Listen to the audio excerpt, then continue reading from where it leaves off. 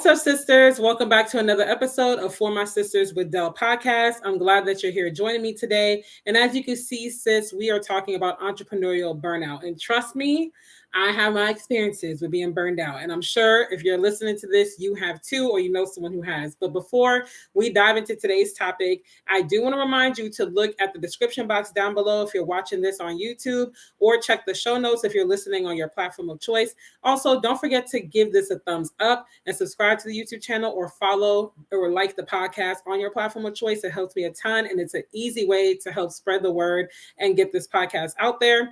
Also, in the show notes in the description box, you'll find links to all of the goodies, sis. All the goodies are in the description box and show notes. Everything from the link to join my newsletter if you want to just keep in touch with me on a more personal level and just know what I'm working on. And it's more of an intimate conversation. If you're a Christian single woman and you are looking for community and sisterhood, you're looking to participate and attend events and experiences, and you're looking to just develop yourself, through courses, workshops, ebooks, and all that good stuff, then definitely join Single and Saved in the City. Visit our website, singleandsavedinthecity.com. And from there, you can join our private Facebook group, or you can look on Facebook for Single and Saved in the City. It's a purple icon for the private Facebook group. And on Instagram, we're at Single Saved in the City. No and, just at Single Saved in the City. And last but not least, you can get this beautiful t-shirt and a lot more others at my website, royaltyandrighteousness.com. And all our apparel is, for the most part, sustainable, eco-friendly, and unisex sizing. These t-shirts are super soft, y'all. Absolutely love it. This is actually one of my best sellers. So check it out. And don't forget to tag us on social media with at Royalty and Righteousness. And I will repost you on our platform. So without further ado, let's go ahead and dive in to the topic. Now, I'm a part of a business newsletter. It's actually a business guru's newsletter that I'm a part of. And I'm not going to say her name, but needless to say, I think it was yesterday from me taping this video that she sent out an email, and she was talking about like the burnout of entrepreneurship. And she was just sharing some recent information, recent news in the business, particularly the business coaching world, but just entrepreneurial world in general. And she was saying that there are a lot of entrepreneurs who she's noticed who are like taking breaks, from their business, particularly from social media. Some people are so fed up to the point where they're just like, listen, I'm selling my business. I don't even want to be bothered with it anymore. And it's just so many different things going on, whether they're selling, closing down businesses, taking extended hiatuses. But the point is, there is a burnout going on, and they have to step away from what they're doing. And some people have completely lost the passion. So I did want to just kind of share some reasons why I feel like this is happening and some more of my story with you guys, because as you can hear just from the announcements, I have my hands in multiple things. And I know I've experienced burnout in several seasons. I know people who have experienced burnout who have businesses just like me. Some are, have been in business for a really long time. Others are still new, but it's real. And it's tiring. It's not easy running a business. I know we say that all the time, but it really is not easy. And it's an emotional roller coaster because it takes so much blood, sweat, and tears, so much investment, so much energy before you even see a return on investment a lot of the time. And it's hard to keep the faith. It's really hard to keep the faith, especially with social media. So I'm going to kind of hone in on social media more in this case. But, if you have experience with burnout and it's not necessarily the social media side and it's another side, then leave a comment. Let me know, because I would definitely like to hear, like, if you have had experience with this, because I know I'm not the only one, but I would definitely like to hear, your experience and just kind of how you navigate that and so on and so forth. So one of the main reasons why I feel like entrepreneurs are burned out is because we are at the point now in social media marketing where it's like we're chasing a viral moment. The algorithm is kicking our booties. Okay. It is kicking our butts. And it's just like every time you think, okay, I finally got it. I'm finally, getting traction. I think I understand what I have to do. A switch comes, an update comes, all of these things, just like everything under the sun, have their season. There are seasons where one social media site is really popping and the next season it's not, and then social media changes. Like, I might be dating myself with this, but I remember when we in high school would use like Black Planet and MySpace a lot. And even before MySpace, High Five. If you are an OG, you know about High Five, and I think there was another one that started with a B. It was like Bobo or something like that. I don't know, but if you know what I'm talking about, my yearbook, okay, like the rollbacks, right? So we have come a far way from the My Yearbook, High Five, MySpace era. Those sites don't even exist anymore. But in modern day social media, what we know, like Instagram, Facebook, Pinterest, Twitter, all those type of sites, it is very draining. Now, back in those days with High Five and MySpace and stuff, you didn't have the algorithm to worry about. The algorithm didn't even come into play, I think, until like 2015 or something like that. Like it didn't even exist. So that's why a lot of like the OG YouTubers, for instance, people that started their YouTube back in 2009, 10, 11, it was easier for them to grow because they didn't have to fight for attention. I know people that started their influencer business or blogging in 2011, 2012, 2013, and they're like, you could have made a post and easily get 1,000 likes within like an hour or two, like it didn't take long. You would get a ton of shares, a ton of attention, but the algorithm is a money making thing, because the whole point of it is to eventually get you to pay for ads so that they can make money. Because at the end of the day, we forget a lot of the time that Facebook, Instagram, all these places are businesses, and their end goal is to get people to spend money on the site or to keep your attention, because your attention is money. I don't know if you guys saw that documentary everybody was going crazy about in 2020, I think it was, like, what was it, the social experiment or something? I can't remember, but you probably know what I'm talking about. And they said that, and these are people saying it that used to work in these offices. Like it was coming straight from the horse's mouth. Your attention span is money. They want you to keep scrolling. They want you to stay on the site. And if you are a business owner, because the competition is so stiff now and everybody uses these sites to get recognition and to connect with their audience, it's like you're fighting to get attention because you are just a needle in a haystack. There's 1,000,001 people out there doing business, and there's hundreds, if not thousands of people doing the same thing that you do. And I know we say like, oh, well, you're the difference, like your personality is the difference. And that is true. Like nobody can do what I do, how I do it. Nobody can speak like me. Nobody has my je ne sais quoi, nobody can just add that that flavor, to it like how I do. But that's not enough. Sometimes it really isn't. You have to have strategy. Like personality alone is not going to get you to that end goal. And so what ends up happening a lot of the time for people that don't have the budget to pay for a bunch of ads, or quite frankly just don't want to, which majority of us, it's at least the former, our ads budget is not hundreds of thousands of dollars or anything like that. We have to rely on free content. And when there is an ocean of people doing the same thing, saying the same thing, having the same message and all this kind of stuff, it's like you're chasing virality at this point just to get some attention. I see it all the time in my brand pages. So, I have 3 Instagram pages. One is the Royalty and Righteousness page, which is the clothing line. The other one is the Single and Saved in the City page, which is the community for Christian single women. And then I have my personal brand page, Official Rondelle Martin. Official Rondelle Martin, even as recently as 2-3 years ago, it was easier to get attention on the algorithm. Like just between 2020 to now, 2023, when I'm taping this episode, it has changed drastically. And I'm not talking minor updates. I'm talking like where I used to be able to make a regular post, not even a reel, a regular post, and get like 100 something people liking it. And I have over 3,800 people following me. And now if I make that regular post, I'll be fortunate if I hit 100 likes, like, and speedily. Like I used to be able to get like 150 to like almost 300 likes in like an hour and a half. Now I'll get there on some posts. I'll get to 100, 150, but it's going to take like 2-3 days. Like it's going to take a while, it had gotten so bad to the point where I had debated like starting over, but I'm like, you know what? I grew these numbers, and I know some of them are probably people that aren't online like that anymore. Life has changed. They don't have interest in it or anything like that. But it's like, I just don't want to have to start from scratch. Starting from scratch could be good, but right now I just don't feel like I really have to. I'm just going to take advantage of where I'm at. Now, as with Royalty and Righteousness, because I have that page registered as a business on Instagram so that people can shop on Instagram and Facebook, I don't really do a bunch of reels on there because I don't have access to the trending sounds a lot of the time, not all the time. It depends. There are some sounds that are trending that I can access, but a lot of like the hot songs and all that I can't get because it's a business account. And so, the music, it's like music I've never heard before and things of that nature. So I tend to just stick to the post and I make the post shoppable. So I do notice that having the post be shoppable does make a difference. But in my single and Saved in the City IG, I've had a couple of posts go viral on there, and the amount of growth that I've seen from that virality is crazy. And it shouldn't take me going viral in order to see that kind of growth. 3 years ago, it wouldn't have taken me going viral to see that kind of growth because what I post is valuable. I'm literally posting things that help you, that you can take and apply. I'm not just posting vanity things. I'm not just posting things where it's like, okay, that was cute, but how does that help me? This is stuff that literally helps single women develop themselves as women, as women of God.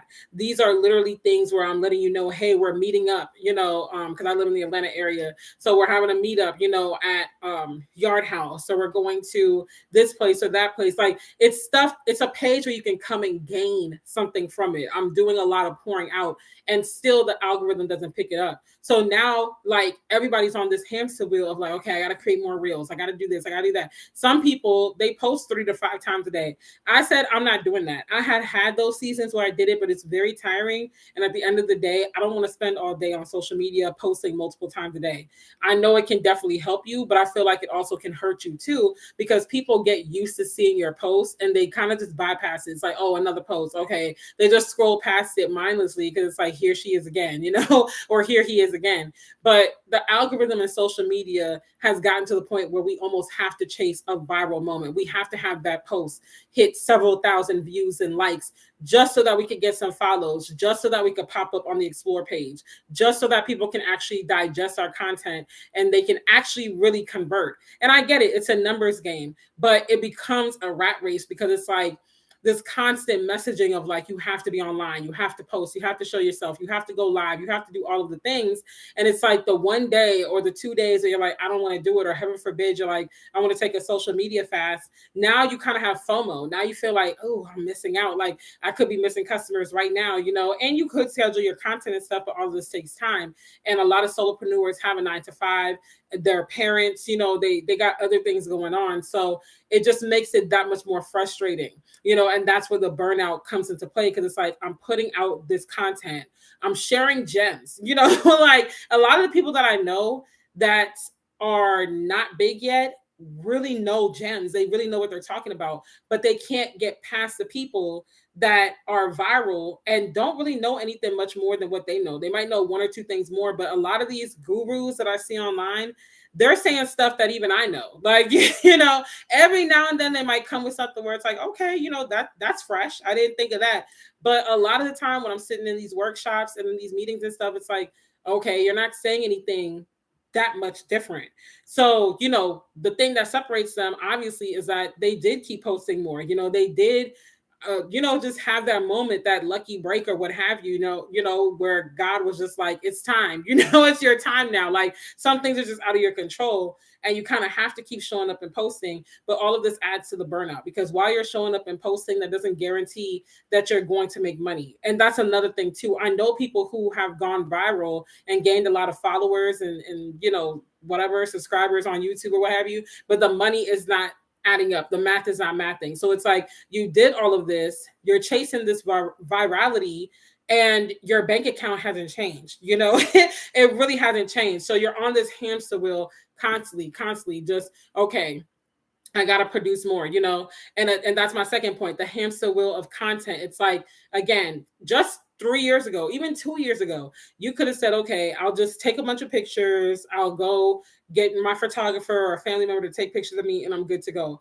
But now it's like it's almost like you have to be everywhere, because I remember even when I first got started in content creation, it was 2019, like May 2019. Even back then, 4 years ago, it was like you could pick 1 to 3 platforms that you really wanted to grow on, and you could just focus in on those. Like, so for me, it was Instagram and YouTube at the time. And I was fine with that. I used to have my YouTube videos like twice a week at that point. And then at one point I was going live twice a week and I had 2 videos a week. That was the most I had ever posted. And then on Instagram, I was going live every Wednesday at one point. And then I was posting like every day for the most part, but I would batch take my pictures. I would have my sister take my pictures before I had a tripod and a camera and all that. And then once I got that, I would literally just like go outside and take pictures. Or if I wanted to take pictures downtown somewhere, I would tell my sister to come. And then eventually I got 2 different photographers for different reasons. So if I really wanted to take it up a notch, even to this day, I'll reach out to either one of them and be like, hey sis, can you take my picture or whatever? And they will do it, and we'll have a photo session and I'll use those photos until the cows come home, because they ain't cheap. I'm proud to support. I love to support, but I'm like, I'm still using photos that I took on my birthday, November 2020. Well, not on my birthday, but for my birthday, November 2020. I'm still using those photos. So if you ever see a photo of me with like dark red hair and a dress with like puff sleeves and stuff, just know that was taken in 2020. And best believe I'm gonna be using those until the cows come home. Like, I don't care. Y'all gonna see that for the next 5 years. And I still take pictures with them, like I said, but I'm going to use those photos, repurpose that content, and that's on period. So, but it's a hamster wheel now, whereas before, like I said, you could have said, I'm gonna zero in on these 2 platforms and just really build down, just really hone in on this. Now it's like, you have to be everywhere. Like, you really almost don't have a choice. It's like Instagram ain't enough. It's really good. I always say Instagram is like a necessary evil, because Instagram irritates me the most. It's like where people flex the most. It's where it just seems like you get caught up in comparison the most, because you're just seeing everybody's highlight reel, and it's just like, life is great, couldn't be better, stuff. And you're going through your situation and you're just like, am I the only one going through it right now? Like, everybody else is winning but me, So I use Instagram very sparingly, and I'm very strategic with my time on there. But it's like, you have to be on Instagram. You have to be on Facebook. You have to be on LinkedIn, especially if you're an entrepreneur, like we're talking about. It's like, you have to get a LinkedIn profile and learn that. You got to be on Pinterest, depending on what you offer. You got to be on YouTube. You have to have a podcast now, hence why I'm here. It's like, you got to do everything. You have TikTok. Okay, Twitter. It's like, you have to have every single thing just to get a splash, and then you're doing this content, you're pouring your heart and soul into it. Like me doing a face of makeup, I don't really wear makeup a lot. Like, I know a lot of my pictures, y'all see a beat face and all that, but I also have no problem coming on camera with a bonnet on or a head wrap. Like, one thing about me is y'all gonna see me however you need to see me, so I can get the word out, get the message out, whatever I need to talk about. But I try to do better with, like, at least throwing on a wig and some makeup or something, like wrapping my hair, some lashes, something, but I really don't want to have to be doing all this. Like, I love doing it now. Like, the podcast for me is really just like an outlet. It really is something that we just use for conversation. I'm just talking with y'all, chopping it up. It's almost like we're chilling in my living room, having, a cup of tea or a beverage of choice, and we're just relaxing, talking, just spilling the tea, having a good time. So I don't mind the podcast. And my TikTok, personally, I don't use it for business like that. Like, I might drop a TikTok here or there about my business, but it's really just for my creative juices to flow. It's really just for me to be comical, let my hair down, because I feel like on every other platform, I'm here to share a message. I'm here to teach. I'm here to pour. And I have to, not that I have to be serious, but it's like a little bit more boxed in, if that makes sense. But with TikTok, I'm posting jokes, memes, like, I'm cutting up. I'm letting my goofy side reign, but it's very much a hamster wheel of content. And then you're thinking to yourself, okay, I got to tape the podcast. I got to do this. I got to do that. Now you can repurpose the content. So that's what I do. I tape the podcast. I do what I have to do. I take the pictures, and then I just put it from platform to platform. And if you follow me on multiple platforms, you're just going to see the same thing. And it is what it is, because it's tiring. It's taxing. It's like, what I'm not about to be doing is creating a whole bunch of different content across platforms. Now, for me, because my businesses are all so different, I kind of have to, but the benefit is that in my case, with like the podcast, I tape it, I put it on YouTube. So that's my YouTube content now. And then I take snippets and put it on my personal brand page on IG, official Rondelle Martin. And then that's linked to my Facebook page that corresponds with that Instagram page, So it's not a total waste. I'm kind of covering let's see, the podcast platform, YouTube, Instagram, and Facebook with one podcast episode. So that's 4 platforms.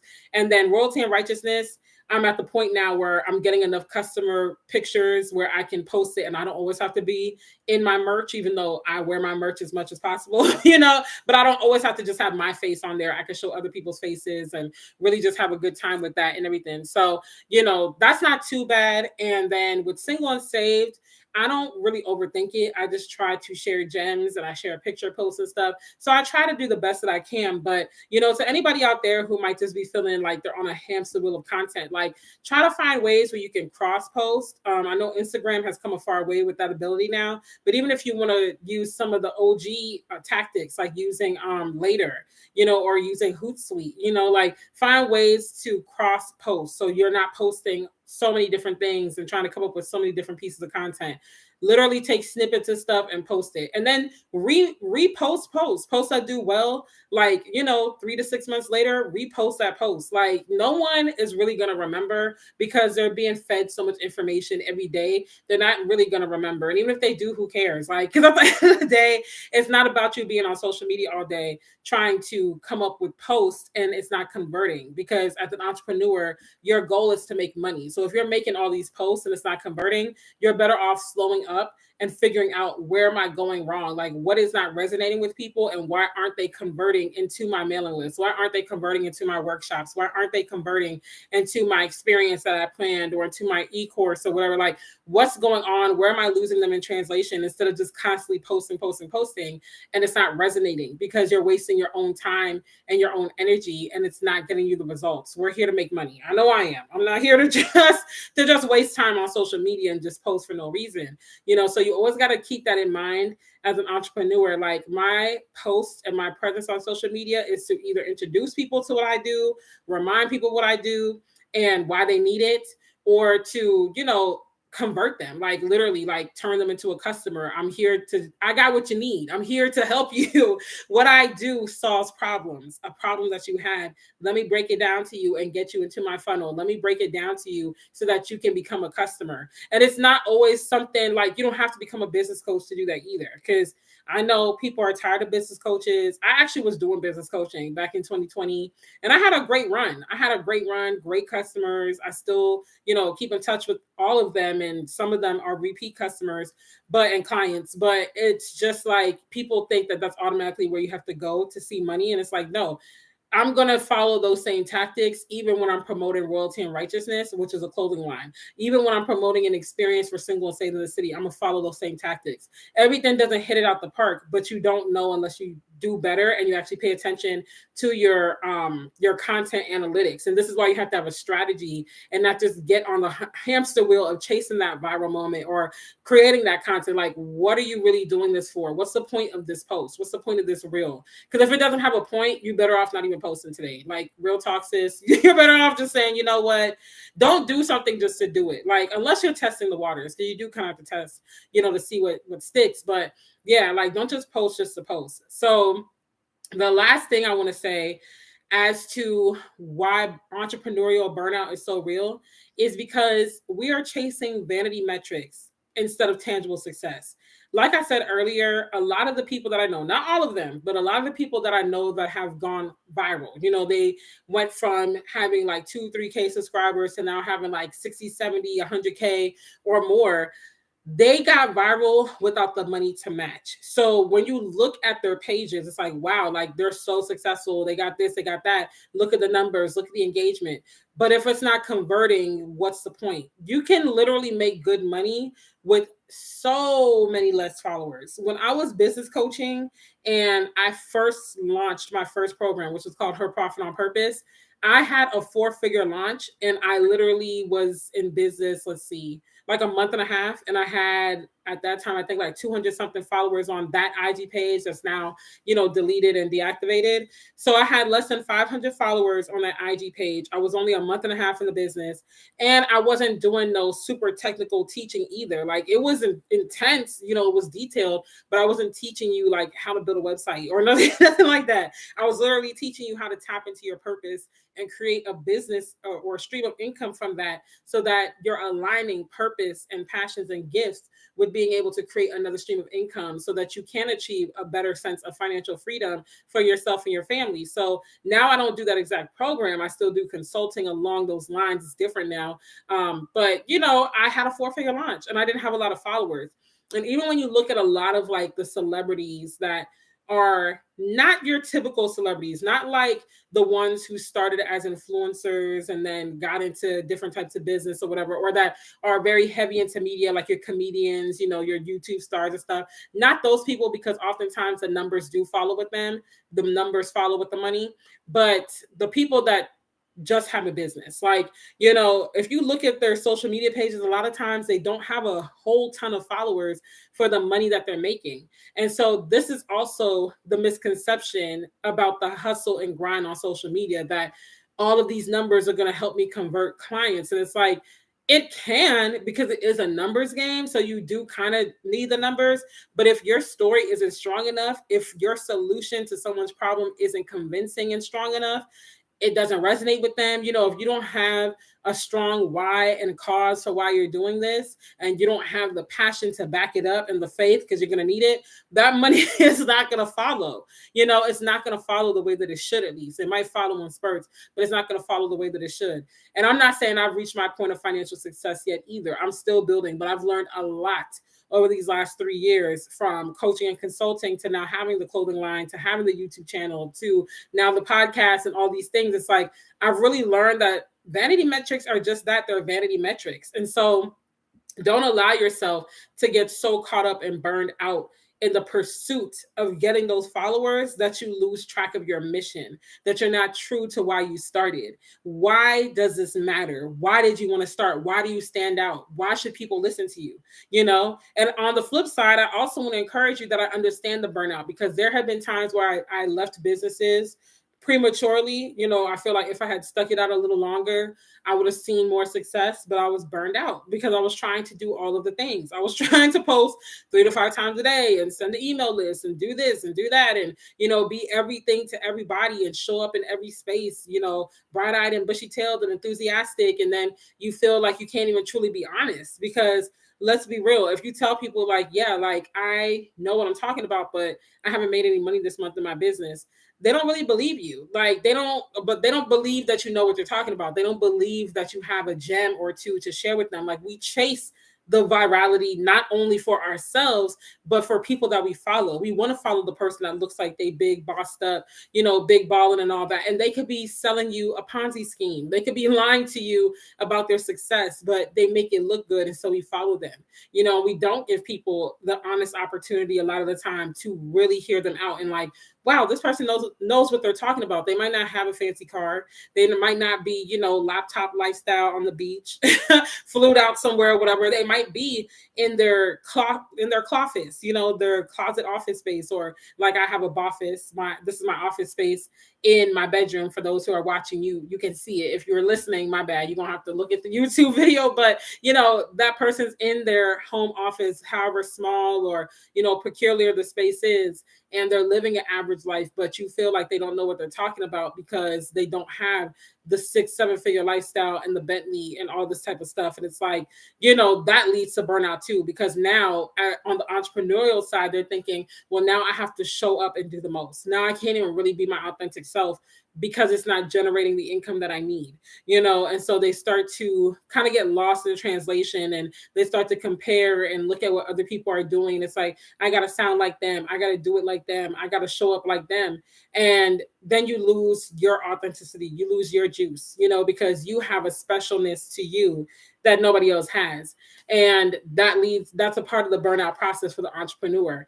But we can't take vanity metrics like the gospel. It's good to see, obviously, if all these people are following you, you must be doing something right. The algorithm is favoring you or whatever. But all of that to say, I can understand why people are taking breaks, because it's just become too much. It's become a rat race on social media. Social media ain't even fun anymore. Like, you can't even just post a picture just because. It's like everything's got to have a reason. Everything's got to have a funnel. Like, I'm posting this to get you to go here and then to do that. And everything's got to have an aesthetic. Heaven forbid you want to post something, a bright orange shirt. It doesn't go with your aesthetic. Now you're freaking out. You're like, oh my gosh. Like, and as much as we say, oh, embrace the difference and this and that, it's like, is it really able to be embraced though? Like, honestly, if we were to really just step out the box, especially on certain platforms like Instagram, is it truly going to be embraced, honestly? Or are we still at a point where we want to see the cookie cutter? That's the part that becomes foggy. So, I think it really depends. I think for me, I have created enough of a space where people are like, hey, it is what it is. This is what you're going to get from her. And they appreciate that. But that's not everybody's reality. So, it's very frustrating. And if you're an entrepreneur that's listening to this, just know that it's okay to take breaks. It's okay to step away. It's okay to start over. Sometimes you got to start over. Honestly, like, the business you start with is not going to be the business you finish with. When I first got in this game, I was trying to be an influencer, strictly working with brand deals and a successful YouTuber. I'm monetized on YouTube, but I'm not making the money I want to make on that. It definitely can't support me and my son. It's good splurging money when I get it. I'm not focused on trying to get brand deals anymore. If it comes, for sure. So if you're a brand listening to this, I will gladly work with you, but I'm not focused on, I gotta only get paid brand deals. I ventured into coaching and consulting, and I'm not doing that in the same way I was. I'm still doing it, but differently now. I'm not doing the one-on-one coaching 12-week program anymore. I'm doing consulting more so now, where it's more boot campy and more, condensed and way more of a quicker deep dive. So it's okay to start over. It's okay to pivot. It's okay to be confused and not know what you should be doing. And most importantly, consult God. Honestly, God is the best business coach you can have. I'm not saying don't look for mentors. I'm not saying don't read the books. I'm not saying don't attend the courses. Matter of fact, you should be investing in yourself, because many of us, I know, are entrepreneurs, but a lot of us also have college degrees that we've paid thousands of dollars for, hundreds of thousands in some case, and we didn't mind investing in ourselves then, and we're not even working in the field that we got a degree in. Now I'm finally in my field because I got my degree in business tech and a minor in English. So now I'm finally utilizing, my degree technically. But a lot of us, we had no problem paying for that degree, and we did it wholeheartedly, and we didn't blink twice. But when it comes to investing in your business and paying for the courses and paying for the boot camps and stuff, you want to take the shortcut. And there's something out there for anybody, depending on your price range. You don't have to book the 10K, 20K coaching program.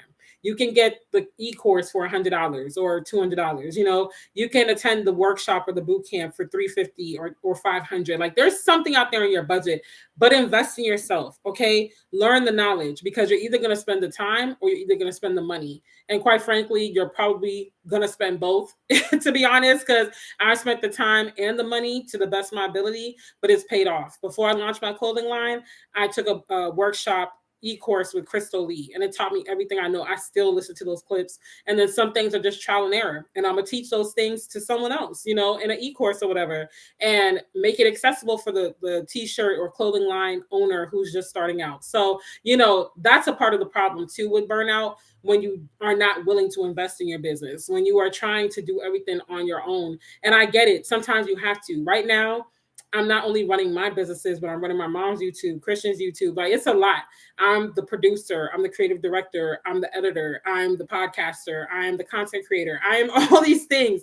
But my goal this year is to hire somebody, because I can't just focus in on my zone of genius. I am more burned out. I do get unmotivated a lot of the time, because it's like, I don't even feel like doing all this stuff, because it's too much. It's too much for one person to do, and still have to be a mother, still have to be a daughter. My mom is elderly, still have to be a friend, all these things. Like, I'm tired, I'm tired. And it oftentimes comes with no good job, no thanks, no nothing. And then, like I've said before, I'm my own worst critic. So other people not affirming me just makes me that much worse off, and it's not to say I'm living for their applause, but that's one of my love languages, words of affirmation, just hearing like, you're doing great, I'm so proud of you, that was amazing, just something short, so I understand the burnout. I could understand the mental torment, because I've been there. I'm probably going to be there again at some point in the future, but now I've learned to navigate it better so that it doesn't like crash and burn, But if you get to a point where you're like, I just can't take this anymore